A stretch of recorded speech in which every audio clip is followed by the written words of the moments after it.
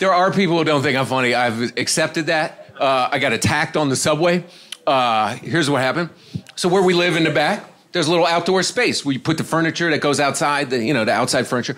And because it's in Elements, one of the chairs was a little rickety. So my wife had one of her fat friends come over, and she's making a beeline for that chair. So I'm trying to avert disaster, so, trying to distract her. I'm like, look, Entenmann's, Doritos. And she just, snatched them and sat in the chair and blew it out.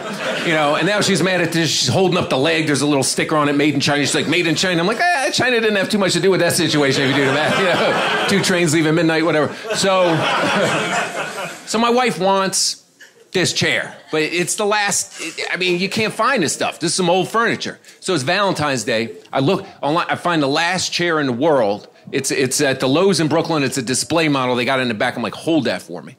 So I go to get it, and it's a display model. So there's a little dirt on the legs. I'm like, I'll clean it when I get home. I get some flowers. I get on the train to go home. I get on the train to go home. There's a dude on the train with really white shoes on, like straight out of the box.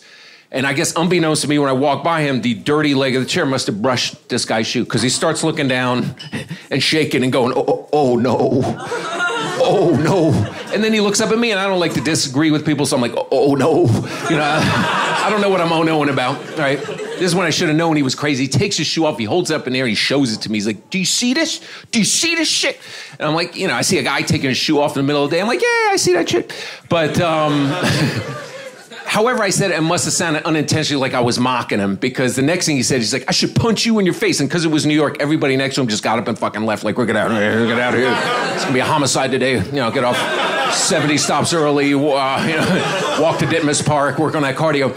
So I just pretend, I do what I do a lot of time when it gets crowded on the train and want to give up. I just pretended to be asleep, boom, and hope it'll all go away. Because that's how I deal with my problems in life. I take a nap, you get up, it's like 35% better.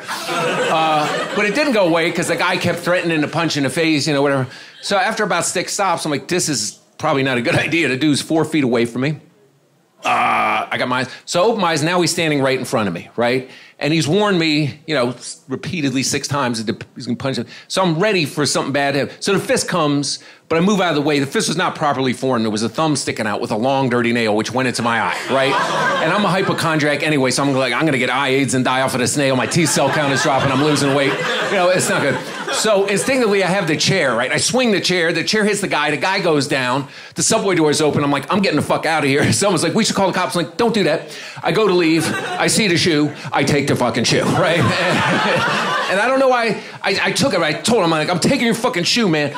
So I'm walking through the subway, I got a bloody eye, I got a shoe, I got the chair, I got the flowers. I look crazy. I look like one of those subway performers, sitting in the flowers, here's the chair, smelled it, here's the eye. I get home, I put a bottle of vodka in my eye. I go in the back, I put the chair with the table. I put the shoe on the table. I put a glass in the shoe. I put some water in the glass. I put the flowers in the water. My wife comes home, she takes one look at it, she's like, what the hell is this? I'm like, we've been together a really long time, and we're still kicking it. And it's a romantic story. It's romantic, for romantic times.